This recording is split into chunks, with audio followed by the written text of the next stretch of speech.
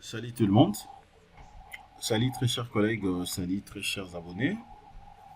Bienvenue sur la chaîne YouTube de Jinkunga Tutoriel. Voilà, merci de votre disponibilité. Aujourd'hui, nous allons travailler sur un autre logiciel très important, très capital pour les ingénieurs. Ok, donc bref, pour les ingénieurs en général, donc c'est-à-dire que ceux qui ont fait les ponts et chaussées, mais aussi les géomètres et topographes aussi, c'est vraiment important pour eux. Et voir aussi les architectes. Ben, puisque vous le savez très bien qu'aujourd'hui, notre domaine, c'est en fait un domaine, je dirais même commun, dans le sens où nous partageons des fois d'autres points et ensemble avec les architectes. Ok. Alors nous allons travailler sur Alizé, LCPC.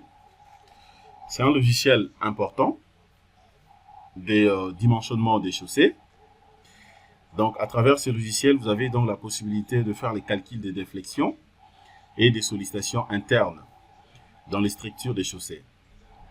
Et à l'aide de ces logiciels aussi, vous pouvez faire les dimensionnements selon bien sûr la norme rationnelle française LCPC. Et donc, déjà, ce qu'il faut comprendre, LCPC, ça représente tout simplement le laboratoire central des ponts et chaussées. Et donc, c'est pour dire que c'est un logiciel important pour les ingénieurs qui ont fait donc le pont et chaussées, les géomètres et topographes, mais aussi d'autres corps de métier, comme je viens de dire, par exemple, les architectes.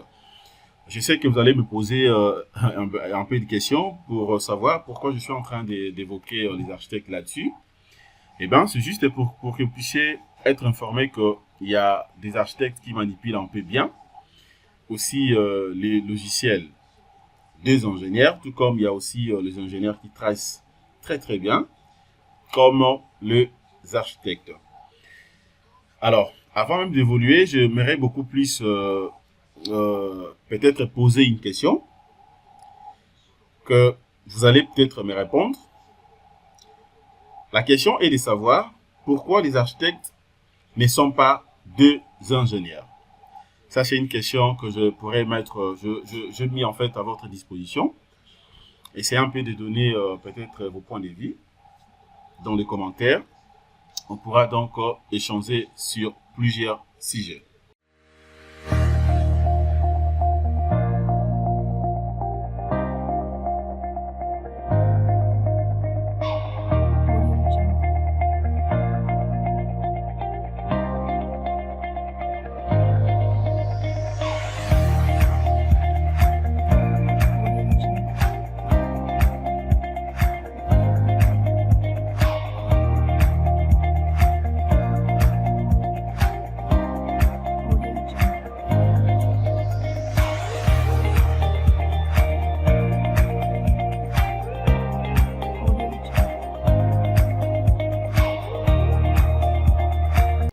Il est à savoir que le logiciel Alizé LCPC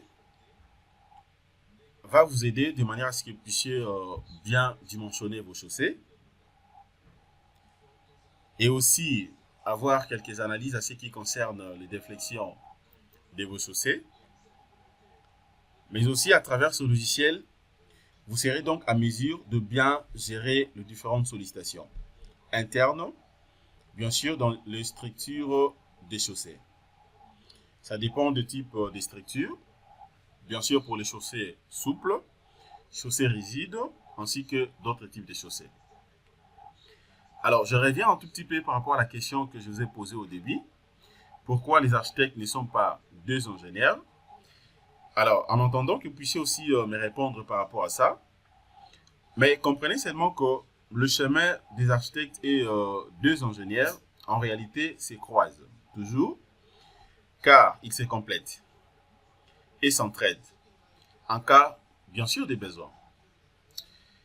Et aussi, il faut savoir que le résultat fluctueux de cette collaboration est une structure ou un bâtiment, par exemple, merveilleux, répondant à l'objectif pour lequel dont il a été construit. Cependant, ils ont des professions, donc c'est-à-dire que architectes et ingénieurs, ils ont des professions distinctes, avec des compétences et des responsabilités uniques, et leurs compétences, leurs tâches et leurs approches se diffèrent aussi considérablement. Et donc voici par exemple quelques points où je peux prendre même quelques différences entre les deux. Ok? Vous avez au point de vue aussi l'état d'esprit. L'ingénieur ou les ingénieurs et les architectes sont programmés différemment. Un architecte, par exemple, est toujours consommé, premièrement par l'art et la créativité lors de la conception, la fonctionnalité spatiale, ainsi que le confort de l'utilisateur, un penseur théorique, pourrait-on dire par exemple. Et d'autre part, un ingénieur conçoit des systèmes de construction et d'installation, ainsi que des systèmes de gestion des bâtiments. Il exécute aussi la conception sur place en tenant compte de plusieurs aspects techniques du processus de construction. Ce qui fait de manière à ce que l'ingénieur peut modifier facilement le plan conçu par un architecte. Bon, ce n'est pas le sujet du jour, mais c'était juste pour essayer un peu de donner quelques éléments à ce qui concerne mon point de vue. Alors, maintenant, à ce qui concerne le logiciel Alizé, LCPC, là, je viens de lancer le logiciel. Alors, la première des choses à faire, c'est quoi? Je peux venir ici, je vais cliquer sur Continuer. Une fois je clique, voilà, comme je l'avais déjà lancé en fait. Et à ce niveau, je suis obligé, premièrement, de choisir en fait le pays ou la langue. Comme je viens de vous dire là, donc c'est selon la norme française. Et donc, moi, je parle aussi bien français, donc je prends français. Je clique sur OK. Et puis, je vais patienter. Aujourd'hui, ce que nous allons voir ensemble, c'est tout simplement la généralité de ces logiciels. Alizé LCPC. Et après, on pourra donc voir aussi comment débuter un projet et puis évoluer dans ce projet. Voilà. Alors, par rapport aux onglets, là, vous avez premièrement l'onglet fichier. Ça nous permet tout simplement de créer, par exemple, un nouveau projet. Et donc, si je vais créer un nouveau projet, je peux prendre nouveau à partir d'ici. Et là, je prends soit structure. Je peux prendre aussi, par exemple, charge spatiale. Ou bien gel d'égal. Donc, ça dépend des types de projets que moi, je vais créer. Mais par contre, si je vais ouvrir déjà un fichier ou bien un projet que j'avais déjà commencé en fait à travailler dessus, et ben je vais cliquer tout simplement sur ouvrir. Là, je peux aussi importer par exemple des catalogues, ok. Et ici, je peux quitter donc le logiciel. De l'autre côté, c'est pour calculer. C'est pour calculer. Alors, il y a plusieurs types de calculs ici. Je peux utiliser donc appliquer les calculs mécaniques, les calculs des gels, tout comme je peux aussi faire des calculs rétro-calculatrices ou rétro-calculs. Alors, on pourra voir ça plus tard. Vous allez comprendre comment ça fonctionne. Et à part ça, j'ai aussi cet onglet. OK?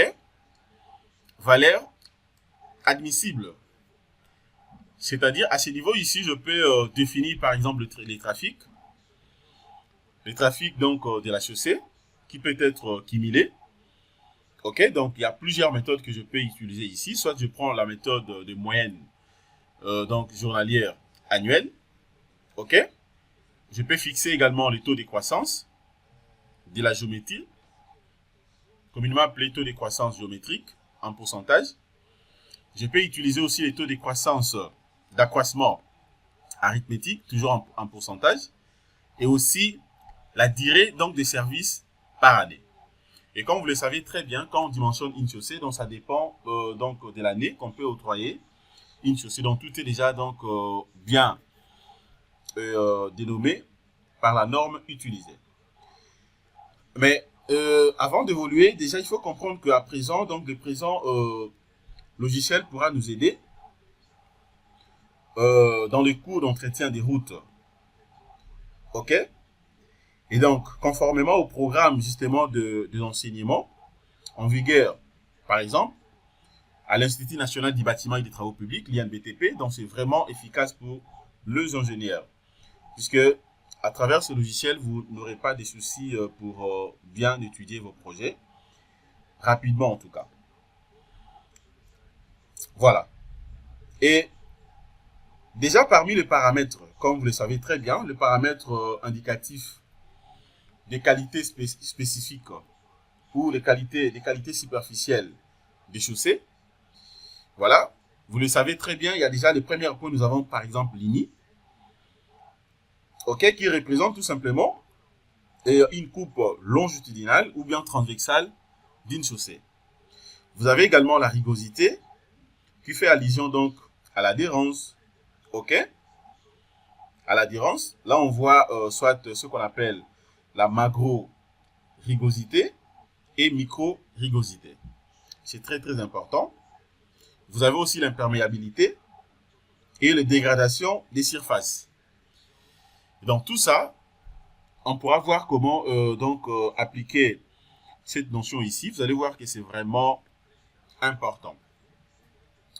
Alors, et de l'autre côté, vous avez aussi des valeurs admissibles, hein, donc des valeurs admissibles qu'on peut facilement adopter. Par exemple, le matériau de type comme bituminé. Vous avez les coefficients aussi en tenir compte, OK, par rapport au risque. Vous avez donc le trafic, tout doit être défini. Voilà, je peux fermer là. Je viens là maintenant, je clique sur bibliothèque. Il y en a deux types. J'ai par exemple bibliothèque Alizé, Egel, Degel. Alors si je prends ça, là vous avez donc le type de matériaux. Il nous propose plusieurs types de matériaux. Vous avez donc le type de matériaux comme le bitume. OK. Vous avez les liants hydrauliques. Vous avez les matériaux béton. Et aussi d'autres types de matériaux. Si je prends béton, à l'intérieur ici, vous avez donc plusieurs éléments. OK. À ce qui concerne donc les bétons. Je peux même ajouter ici. Et donc, une fois que la structure a été déjà définie. Voilà, je peux fermer d'abord ça, je ferme. Je peux fermer directement à partir d'ici. Je clique sur oui, attendez. OK. Voilà, donc je ferme là, je peux rentrer ici. De l'autre côté, je peux prendre donc la configuration d'Alizé. Alors, je vais essayer un peu de faire un trick pour vous montrer correctement à quoi ça ressemble. Hein. Regardez, je ferme d'abord ça. Je viens là. Supposons que je vais créer une structure. Par exemple, je prends nouveau. Je vais cliquer sur structure. OK. Alors, à ce niveau ici, les données des bases. La première des choses à faire, c'est quoi ici? Je me dis, la structure que moi je vais définir, ça sera glissant ou collé. OK, structure de base. Et donc, je me dis, bon, je peux prendre les données élémentaires, ça dépend. Bon, je suppose que l'épaisseur que moi je vais avoir ici, je prends une épaisseur de 20 cm, disons comment, je vais prendre 0,20. Donc 0,20. Le module, bien sûr, en mégapascal, je prends dans le 25. De l'autre côté, je peux prendre même 0,25. Et là, je prends toujours 25. OK, c'est bon. Je vais ajouter, par exemple, le type de couche que moi, je vais appliquer. OK, si par contre, vous refusez, je peux annuler. Alors, de l'autre côté, je vais prendre maintenant le matériau. Je clique sur matériaux. Attention, certaines données ne sont pas conformes. Voilà, je ferme d'abord. Vous avez la nature des interfaces ici. Bon, je prends tous les matériaux. Ou carrément, je peux spécifier. Hein, vous avez dans les structures bitumineuses. OK, donc j'ai plusieurs types de structures ici. Soit vous prenez semi-rigide, prenez béton. inversé ou mixte. Donc ça dépend de ce que moi je vais avoir. Je prends bitume. OK. Et puis je clique sur OK, c'est déjà choisi. Je peux fermer. Attendez, je peux rentrer d'abord ici pour voir bien la nature. Voilà, je n'ai pas de problème. OK, je clique d'abord au niveau de l'épaisseur ici. Ici, maintenant, je peux voir également l'épaisseur des couches. Retenez seulement que cette technologie, selon bien sûr les catalogues des structures neuves. Alors, le matériau d'assise ici, l'épaisseur nominale et minimale est fixée donc selon la mise en œuvre des couches de bord droit de la chaussée. Alors, cela revient à dire quoi? Donc, tout doit être défini par rapport à la nomenclature que vous voyez ici. À ce qui me concerne, je me dis, bon, je prends ça par défaut comme ça, puisque, comprenez que ce que je suis en train de faire aujourd'hui, nous sommes en train de voir tout simplement les généralités pour vous montrer d'abord quelques onglets de ces logiciels Alizé. Comme ça, prochainement, on pourra voir débiter un bon projet du début jusqu'à la fin. Vous allez comprendre comment manipuler chaque onglet. Alors, je peux venir maintenant ici, d'abord au niveau des calculs. Ici, je me dis la moyenne journalière ici. Bon, si je prends par exemple annuel, je me dis je prends 20 ans. Ok, donc je suppose je prends 20 ans. Alors, de l'autre côté, je peux laisser par défaut. C'est bon, il n'y a pas de problème. Voilà. Je peux rentrer d'abord ici. Ok, donc je vais cliquer d'abord sur l'onglet de données minimales. Je prends, bon, les données, je peux laisser comme ça, il n'y a pas de problème. Hein. Grille des schémas, bon, ça je prends comme ça. Ok, là, il n'y a pas de problème. Ok. Et donc, je voulais beaucoup plus avoir quelques éléments ici. Ça, je ferme. Voilà. Là, je peux choisir donc la structure selon toute modification que moi, je vais faire en fait. Je ferme également. Je vais rentrer sur la valeur. C'est ici où vous serez donc à mesure de définir d'autres éléments, par exemple les calculs inversés. OK? Et aussi faire donc l'importation de d'autres matériaux, comme vous pensez bien sûr le faire. Voilà, donc je clique, attendez, je vais d'abord voir un élément. Là maintenant, je peux rentrer même au débit là. Et donc voilà ce que je voulais quand même vous montrer à ce qui concerne les généralités de ces logiciels. Donc retenez que à bientôt nous allons commencer quelques projets, nous allons faire ici ensemble avec vous. On va essayer un peu de dimensionner une structure, par exemple une structure des chaussées souple.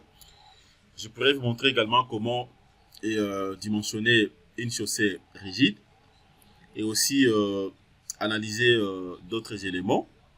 Ok, à ce qui concerne les dégradations de la chaussée. Ok, donc voilà, merci de votre disponibilité. Abonnez-vous déjà massivement pour ne pas rater les séries de formations que nous allons débuter à bientôt. Passez une excellente soirée. Au revoir.